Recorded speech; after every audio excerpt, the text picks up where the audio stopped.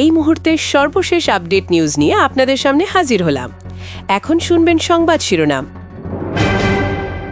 বিএনপির জন্য সংসদে আতঙ্ক হয়ে দাঁড়িয়েছেন হাসনাত আব্দুল্লাহ। বিএনপির ঋণ খেলাপিদের কঠিন বিপদে ফেলল এনসিপি নেতা হাসনাত। আরও জানাবো, স্কুল ছাত্র গুলি খাবে, তারপরও আপনি ওসি থাকবেন, এটা ঠিক না। এমপি মুনিরুল হক। আপনারা দেখছেন লাইভ নিউজ বাংলা। এতক্ষণ দেখছিলেন সংবাদ শিরোনাম, এখন দেখুন বিস্তারিত। প্রয়োজনে ঋণ করে ঘি খাও, কিন্তু সুখে থাকার চেষ্টা করো। এই প্রবাদের পেছনের চিন্তাধারাটা বুঝলেই বোঝা যায় স্বার্থের জন্য লোকজন কত দূর যেতে পারে। হাসনাত আব্দুল্লাহ মানুষটা চুপ করে থাকে না। জাতীয় সংসদে দাঁড়িয়ে সরাসরি স্পিকারের চোখে চোখ রেখে তিনি বলেন, আজকের এমপিরা তো এই নীতিটা আরেক রকমে নিচ্ছেন। তারা তো অনেক বড় খেলোয়াড়। ব্যাংক থেকে হাজার হাজার কোটি টাকা ঋণ নেয়, তারপর সেই টাকা গিলে ফেলে, ঋণ খেলাপি হয়, কেউ কিছু করতে পারে না, বরং আবার নির্বাচন করে, আবার জয়ীও হয়। শুনতে অবিশ্বাস্য লাগলেও দেশের অসংখ্য ব্যাংক আজ পুরোপুরি নাজুক হয়ে পড়েছে এদের কারণে। 2026-27 অর্থবছরের এই কঠিন বাজেট অধিবেশনে হাসনাত আর জামায়াতের সালাউদ্দিন আইয়ুবী, দুই তরুণ নেতা মিলে সংসদ কাঁপিয়ে দেন। রাজপথে তো অনেক বিক্ষোভ হয়েছে, এবার সংসদের ভিতরেও ঝড় বইছে। দেশের সব জায়গায় এখন হাসনাতের নাম টক অফ দ্য নেশন। সংসদ গাড়িয়ে দুই নেতার বিস্ফোরক বক্তব্য শুনে স্পিকারও খানিকটা বিব্রত বোধ করেন। হাসনাত স্পষ্ট করে বলেন, 4,80,000 কোটি টাকা বিদেশে পাচার হয়ে গেছে। চোখে চোখ রেখে অর্থমন্ত্রীর উদ্দেশ্যে বলেন, ব্যাংকগুলোর নিয়ন্ত্রণ তো এখন দলের হাস্যকর কিছু লোকের হাতে। সুপরিকল্পিতভাবে গায়ের জোরে এমন একটা বড় লুটপাট হয়েছে, কিন্তু বাজেটে সেই পাচার হওয়া টাকা ফেরত আনার কোনো আশার কথা নেই। এসব ঋণ খেলাপির কাজটা খুব স্বয়ংক্রিয়। নির্বাচনের সময় ঘনালেই আদালতে গিয়ে অল্প ডাউন পেমেন্ট দিয়ে আগের কোটি কোটি টাকার ঋণ খারিজ করায়, তারপর দিব্যি আবার নির্বাচনে দাঁড়ায়, জয়ীও হয় কেউ কেউ। এমনকি বিএনপি সহ নানা দলে 15 জন সাংসদ সদস্য সরাসরি ঋণ খেলাপি হয়ে সংসদেও বসে আছেন। দুজন তো শপথই নিতে পারেননি এখনো, ঋণ নিয়ে ঝামেলায়। ভোট শেষ, 5 বছর কারও কোনো খবর নেয় না। বছরের পর বছর ধরে এসব চোরাই পথ বন্ধ হচ্ছে না, বরং আরও বেড়েই চলেছে। হাসনাত সংসদ জুড়ে বলে ফেলেন, জনগণ কষ্ট করে যে টাকা দেয় সেই ট্যাক্সের সঙ্গে কেউ যেন মজা না করে। ঋণ খেলাপিদের একেবারে চিহ্নিত করে কঠোর শাস্তি দিতে হবে, আর যারা বিদেশে টাকা পাচার করেছে তাদের তো আরও ভয়াবহ শাস্তি দরকার। অথচ তারা দিব্যি গুলশান, বনানী, ধানমন্ডিতে বুক ফুলিয়ে ঘুরে বেড়ায়। এতক্ষণে অনেকে হয়তো চমকে যায়। ঠিক এই সময় সামনে বের হন গাজীপুরের সালাউদ্দিন আইয়ুবী, সাবেক ছাত্র শিবির নেতা, বেশ টকবগে মানুষ। তিনিও দিন শেষে কোনো সংকোচ না করে সরকারের চুরি, লুট, প্রজেক্টহীন বাজেটের বিষয়গুলো এক এক করে তুলে ধরেন। দেখেন, সরকারি প্রাথমিক বিদ্যালয়গুলোর জন্য যে স্কুল ফিডিং প্রজেক্ট, সেখান থেকেই প্রতি সপ্তাহে 17 কোটি টাকা করে গায়েব হয়ে যায়। ঠান্ডা মাথায় আত্মসাৎ চলছে, এমনটাই বললেন সালাউদ্দিন। তার ক্ষোভ, এবারের এই বাজেট দিয়ে তো আসলে দেশীয় কারখানা, ক্ষুদ্র ও মাঝারি শিল্প ধ্বংসের সব ব্যবস্থা নেওয়া হচ্ছে। কৃষি খাতকে ধ্বংস করতে গতবারের চেয়েও বাজেটে বরাদ্দ বেড়ে যায়নি, বরং আরও কমে গেছে। কৃষি দেশের মূল ভিত্তি, অথচ এই খাতে ভর্তুকি কমিয়ে আর্থিক দুর্যোগ নামিয়ে আনা হয়েছে, আর কোনো খাত গুটিয়ে ফেলা হচ্ছে। সব মিলিয়ে সংসদের এই উত্তপ্ত অধিবেশনে দুই তরুণ সাংসদের গলা দেশের হাজার হাজার মানুষের ক্ষোভেরই প্রতিধ্বনি।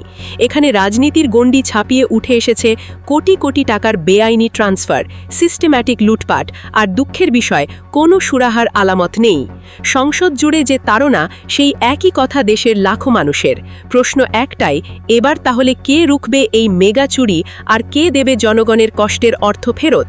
আসলে একটা সত্যিই ন্যায্য আর জনকল্যাণমূলক বাজেটের আসল লক্ষ্য হওয়া উচিত ছিল ধনীদের ওপর ভারী কর চাপিয়ে সেখান থেকে আসা টাকাটা গরিব আর সমাজের সবচেয়ে পিছিয়ে থাকা মানুষের মধ্যে ভাগ করে দেয়া। এভাবেই তো কম বেশি পুরো পৃথিবীর উন্নত দেশগুলোতে ব্যবস্থাটা চলে। ধনীদের কাছ থেকে রাজস্ব তুলে সেই অর্থে গরিবের জন্য স্বাস্থ্য, শিক্ষা, কাজের সুযোগ, নিরাপত্তা, এসব সুবিধা নিশ্চিত করা। কিন্তু এবারকার বাজেট ঠিক তার উল্টো। গরিবের পকেট কাটছে, কিন্তু ধনীরা দিব্যি আরামে আছে, তাদের ভুঁড়ি আর সামর্থ্য আরও বাড়ানোর প্ল্যান স্পষ্ট। সাধারণ মানুষ চাল ডাল কিনতেই হিমশিম খাচ্ছে, অথচ এই বাজেটে ধনীদের স্বার্থেই নানা ফাঁকফোকর রেখে অনেক কিছু পাশ করানো হয়েছে। সালাউদ্দিন আইয়ুবী শুধু বাজেট নিয়ে কথা বলেননি, বরং সিলেটে সৎ ও দুর্নীতিমুক্ত ডিসি সারওয়ার আলমকে কেন হঠাৎ বদলি করা হলো আর মাজার সিন্ডিকেটের স্বার্থেই বা এটা ঘটল, সেই অন্যায়েরও কড়া প্রতিবাদ জানিয়েছেন। এখানে স্পষ্ট, সরকার শুধু অর্থনৈতিক নয়, প্রশাসনিকভাবেও দুর্নীতিকে প্রশ্রয় দিচ্ছে, ন্যায় বিচার নিয়ে মাথা ঘামাচ্ছে না। আরেকটা ব্যাপার খুব চিন্তার, আগে যারা গুম হয়েছিল তাদের খুঁজে বের করতে গুম কমিশন বানানোর তো হইচই পড়ে গিয়েছিল। বছর শেষে বাজেট এলো, কিন্তু কমিশনটা কাজ করুক এই জন্য এক পয়সাও দেয়া হলো না কেন?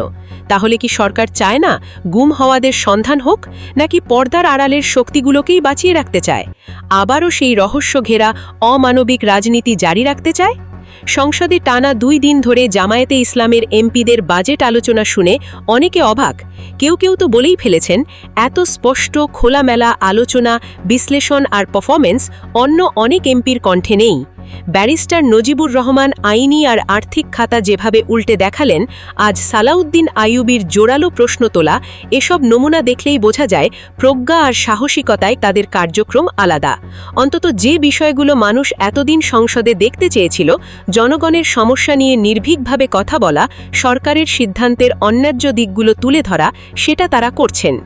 এবারের বাজেট মানুষকে বলতেই বাধ্য করছে, এটা শুধু একটানা শুভঙ্করের ফাঁকি নয়, এটা বাস্তবায়ন অযোগ্য, স্বচ্ছতাবিহীন বাজেট। দেশের প্রকৃত আর্থিক সংকট, ব্যাংকিং সেক্টরের ভেতরের গলদ, এসব নিয়ে দেশের দায়িত্ববান অর্থনীতিবিদ আর সংসদের কিছু বিরোধী সদস্যই কেবল বলছেন। সরকারি দল বছরের পর বছর বাজেটে লুটপাটের সুযোগ রেখে সেটা জনগণের চোখে বৈধতা দিতে মেগা বাজেট এনে তাকেই মহোৎসবে বদলে দিয়েছে। নিজেদের পেট ভরাতে আর নানা ধান্দার সরকারের ছত্রছায়ায় দিন যাপন করা ছাড়া যেন আর কোনো লক্ষ্য নেই। অনেকের তো মনে হয় বাজেটটাই যেন শাসকরা নিয়মিত ভুরিভোজ করার আস্ত ঢাল।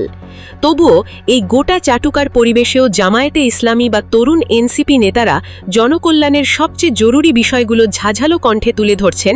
এটাই তাদের বড় পরিচয়, এটা তাদের আদর্শিক শক্তি। এবারকার বাজেট গরিব মারার বাজেট, এতে কোনো সন্দেহ নেই। শুধু গরিব মানুষের ওপর কর বাড়ানো হয়নি, খুচরো ব্যবসায়ী থেকে ছোট চাকুরিজীবী ঘুরে ফিরে সবাইকেই নানা ফর্ম্যালিটিজ আর নতুন নতুন ঝামেলায় ফেলে হয়রানির ফাঁদ পাতা হয়েছে। সবশেষে এখান থেকে সত্যিই একটা বড় পরিবর্তনের দাবি ছাড়া আর কিছু উঠে আসে না। জনস্বার্থ, মূল্যবোধ আর অন্যায়ের বিরুদ্ধে আপোষহীন অবস্থানের ওপর দাঁড়িয়ে দেশজুড়ে একটা প্রতিরোধ আরেকটু বেশি সুসংগঠিত হচ্ছে। জনগণের বক্তৃতা বা কোনো দলের কণ্ঠ নয়, সামাজিক আন্দোলনের ছায়াও স্পষ্ট। এই অশুভ শাসন ব্যবস্থার দিন ফুরোচ্ছে বাংলার সাধারণ মানুষের কাছে আর কোনো গল্প বা স্বপ্ন নয়, বদলের ইশারায় ক্রমশ প্রবল হচ্ছে। সবার আগে সর্বশেষ আপডেট নিউজ দেখতে সাবস্ক্রাইব করে আমাদের চ্যানেলের সাথেই থাকুন। আমাদের নিউজ ভালো লাগলে লাইক, কমেন্টস ও শেয়ার করুন। ধন্যবাদ সকলকে।